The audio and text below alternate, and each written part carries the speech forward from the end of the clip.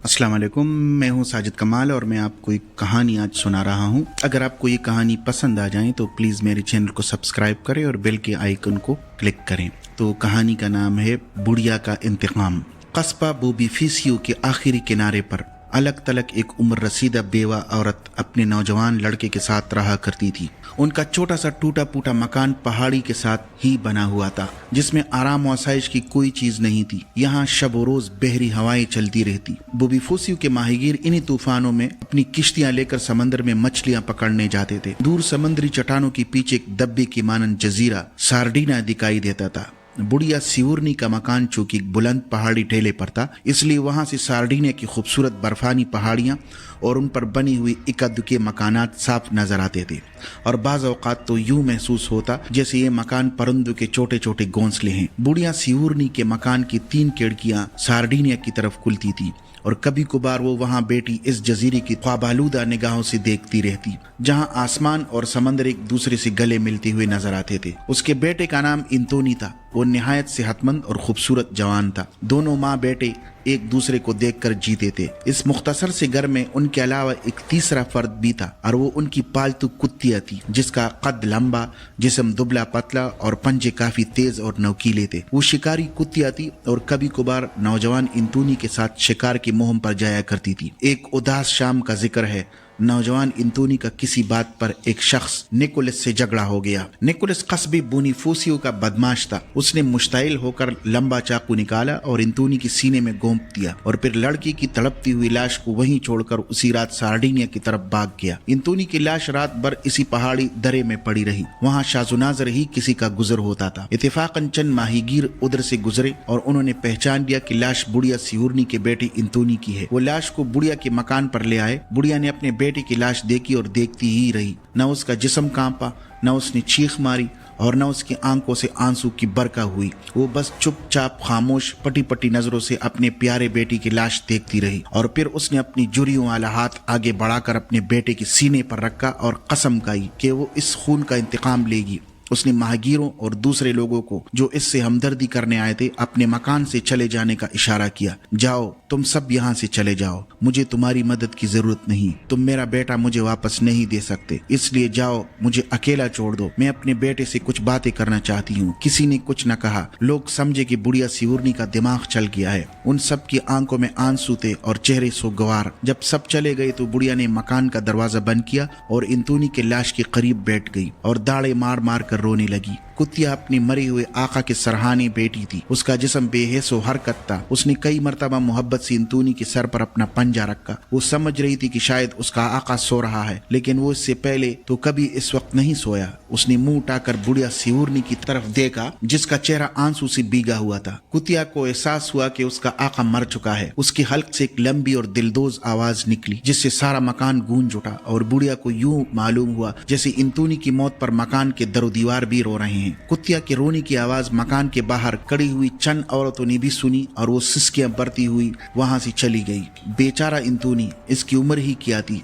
जिंदगी की सिर्फ 20 बहारें उसने देखी और मौत के बेरहम हाथों ने उसे दबोच लिया। इंतोनी की लाश बिस्तर पर पड़ी थी। उसका भूरे रंग का पुराना कोट जगह जगह से पटा हुआ था। सर के बाल नीचे हुए थे। उसका सारा जिस्म, सीना, गर्दन, बाजू और टांगे जमी हुई खून से लतड़ी हुई थी, लेकिन उसे देखकर कोई ये नहीं कह सकता था कि वो मर चुका है। बस ये मालूम होता था कि वो आंखें बंद किए आराम की नींद सो रहा है। रोते रोते यकायक बुढ़िया चुप हो गई। उसकी आंखें अपने बेटे के चेहरे पर गिरी हुई थी और अब कपकपा रही थी। शायद वो कुछ चाहती थी और फिर उसकी जुबान से चंद जुमले अदा हुए। कुत्तिया ने जो ही मालिका की आवाज सुनी, वो भी खामोश होकर उसका मुंह तकने लगी, जैसे समझना चाहती हो कि मालिका क्या कह रही है। आओ मेरे प्यारे बेटे, तुम सो रहे हो, सो जाओ, खूब आराम से सो जाओ। क्या तुम मेरी आवाज सुन रहे हो?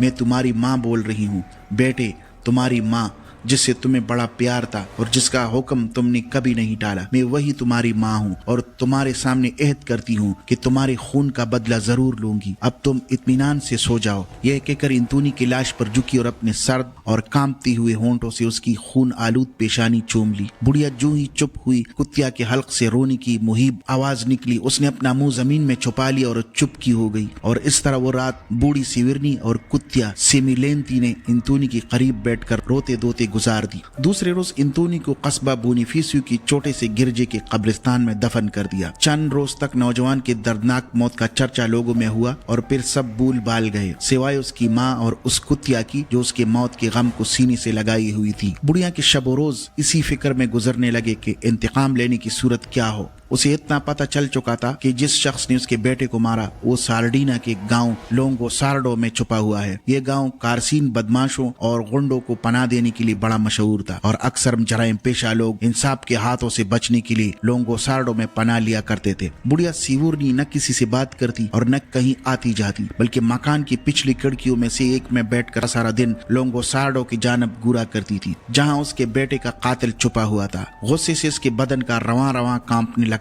और आंख की अशबार हो जाती। उसकी समझ में बदला लेने की कोई तदबीर न आती। वो नखीफ व नातवा औरत थी, उसका कोई मददगार न था। वो किसी से सलाह और मशवरा भी नहीं ले सकती थी। उसे तो इतना बड़ा काम तन्हा पाए तकमील तक पहुंचाना था। वो अपने बेटे से वादा कर चुकी थी, उसके लाश के आगे सीने पर हाथ रखकर इंतकाम लेने की कसम खाई थी। उसे अब ताखीर नहीं करनी चाहिए। क्या मालूम मौत का जालिम हाथ कब उसे पकड़ ले और अपने साथ ले जाए। फिर वो अपना कौल कैसे निभाएगी, इसी फिक्र में उसे नींद न आती थी। वो सारी रात अपनी छोटी सी कोठरी में टहला करती या तक कर कड़की के पास बैठ जाती। उसे किसी कल चैन न पड़ता था। कुतिया साये की मानद अपने मालिका के साथ साथ रही थी। अब उसमें भी वो पहली सी शूखी और चलबलापन न रहा। वो शाज़ोनाज़र ही बूंकती, बस अपनी मालिका के पैरों तले पड़ी सोया करती। या दिल चाहता तो ऊंची आवाज में 2-3 मरतबा रोने की आवाज निकालती और चुप हो जाती। शायद वो अपने आका को ढूंढती और पुकारती थी। एक रात जब कि कुतिया इसी तरह अपने आका की याद में रो रही थी, बुढ़िया के जहन में इंतकाम लेने की एक अनोखी तदबीर आई, निहायत कारगर और निहायत वहशियाना तदबीर। वो सारी रात इसी तदबीर के मुख्तलिफ पहलू पर सोचकर विचार करती रही और उसे यकीन हो गया कि अगर उस पर अमल किया जाए तो वो कातिल से खातिर ख्वाह बदला ले सकती है। सुबह होती ही वो मकान से बाहर निकली और गिरजे में जाकर कुर्बानगाह के सामने सजदे में गिर पड़ी और खुदा से रो रो कर अपनी कामयाबी की दुआएं मांगने लगी। गिरजे से वापस आकर उसने खुद को सहन में बांध दिया और अपनी कोठरी में चली गई। उसकी निगाहें सार्डिना के साहिल पर गिरी हुई थी। उसी रोज कुतिया सारा दिन और सारी रात भूखी प्यासी सहन में बंदी रही। पहले तो वो काफी देर तक चुपचाप पड़ी रही, लेकिन जब उसे भूख सताने लगी तो उसने बूंक बूंक कर सारा मकान सर पर उठा लिया। मगर बुढ़िया सियोरनी अपनी कोठरी से बाहर न निकली और न उसने कुतिया को कुछ खिलाया पिलाया। उससे अगले रोज सुबह कोठरी से बरामद हुई। उसके हाथ में पानी से भरा हुआ एक प्याला था। उसने कुतिया के सामने रख दिया।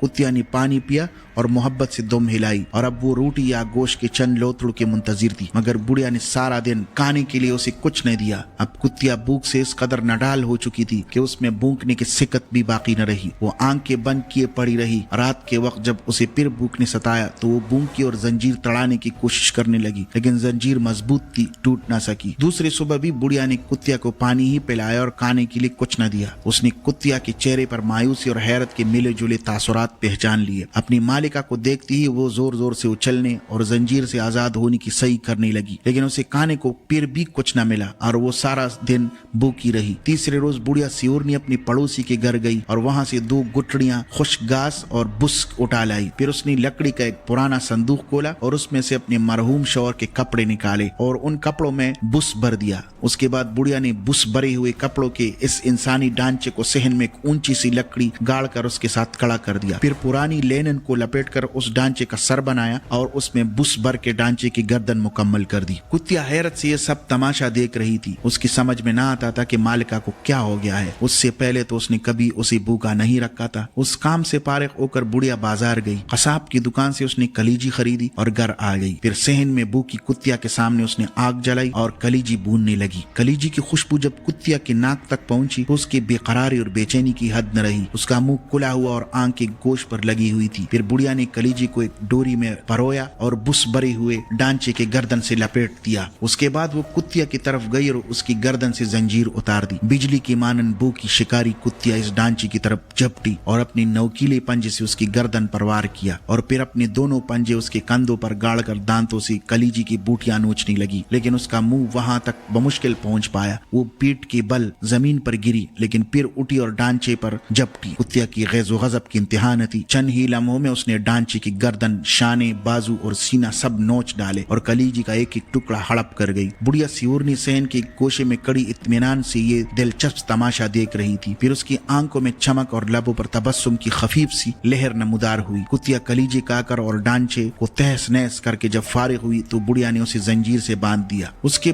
बाद 2 रोज तक कुतिया को फिर फाके से रखा गया। उसी दौरान में बुढ़िया ने बुस का एक इंसानी ढांचा तैयार किया और कलीजी उसके गर्दन से बांधकर कुतिया को छोड़ दिया। इस मर्तबा कुतिया ने पहले से भी ज्यादा खूनख्वारी और जोश खरोश का मुजाहिरा किया और आनन फनान अपनी नोकीली पंजों और लंबे लंबे दांतों से उसकी चीथड़े उड़ा दिए। 3 माह तक बुढ़िया ने हर तीसरे रोज यही अजीब तमाशा अपने घर में किया और कुतिया को इस हद तक सुधाया कि वो अब महज इशारे ही पर ढांचे की तरफ झपटती और उसकी तिक्का बूटी कर डालती। अब उसे अब जंजीर से बांधने रखने की जरूरत भी न रही। अब ऐसा होने लगा कि कुतिया उस काम से फारिग होती तो कलीजी इसे बाद में इनाम के तौर पर खिलाई जाती थी। ढांचा जब दोबारा बना दिया जाता तो कुतिया एक गोशे में बैठी उसे वख्शियाना अंदाज में तकती रहती। वो जो ही बुढ़िया उसकी उंगली का इशारा मिलता अपनी जगह से उछलती और ढांचे पर पल पड़ती। जब बुढ़िया को कुतिया पर पूरा एतमाद हो गया, एक रोज सुबह सवेरे उसने पुराने संदूक में से अपने मरहूम शौहर के कपड़ों का एक और जोड़ा निकाला और उसे खुद पहन लिया। कलीजी लेकर एक तेले में रखा और फिर कुतिया को साथ लेकर साहिल समंदर की तरफ चल पड़ी। उसकी चाल डाल और आवाज से यही मालूम होता था कि कोई बूढ़ा आदमी है। उसने एक माहीगीर से कहा कि इसे लोंगोसार्डो पहुंचा दे। कुतिया को उसने इस मर्तबा 2 दिन के फाके से रखा। किश्ती में बैठने के बाद उसने तेले का मुंह जरा सा खोला। कलीजी की खुशबू जब कुतिया की नाक में गई तो वो उछलने और झपटने की कोशिश करने लगी। बुढ़िया ने उसकी गर्दन पर तपकी दी और आहिस्ता से कहा, नहीं, अभी इसका वक्त नहीं आया है, जरा और सब्र करो। लोंगोसार्डो पहुंचकर वो एक शराबखाने में गई। वहां उसने निकोलस के बारे में पूछा कि कहाँ मिलेगा। किसी ने बताया कि निकोलस बड़िए अपनी दुकान में काम करता है। बुढ़िया इसी दुकान का पता दरियाफ्त करके वहां आसानी से पहुंच गई। उसने आहिस्ता से दुकान का दरवाजा खोला। दुकान की पिछले हिस्से में कोई शख्स हथौड़े से लकड़ी पर कीले ठोंक रहा था। बुढ़िया बुलंद आवाज से बोली, निकोलस, क्या तुम यहाँ मौजूद हो? दूसरे ही लम्हे एक लंबा तड़ांगा अधेड़ उम्र का आदमी उसके सामने खड़ा था। हाँ, मेरा ही नाम निकोलस है, कहो क्या काम है? ये सुनते ही बुढ़िया ने कुतिया की गर्दन से जंजीर खोली और चिल्लाकर कहने लगी, पकड़ लो इसे, पकड़ लो इसे। शिकारी कुतिया जो पहले से इस फन में ताक हो चुकी थी, एक भला की मानन निकोलस की तरफ झपटी और उसके गले पर अपना जबरदस्त पंजा मारा। निकोलस बदसवास होकर पीछे गिरा। उसी असना में कुतिया ने उसके मुंह पर पंजे मारे और अपने लंबे दांत इसके गले में गाड़ दिए। निकोलस के मुंह से चीख भी न निकल सकी। चंद मिनट तक वो कुतिया के पंजे से आजाद होने की कोशिश करता रहा, लेकिन बेसूद। कुतिया ने उस वक्त तक उसे न छोड़ा जब तक उसका दम न निकल गया हो। दुकान के सामने मकान के बाहर 2 पड़ोसी सड़क पर बैठे बातें कर रहे थे। उन्होंने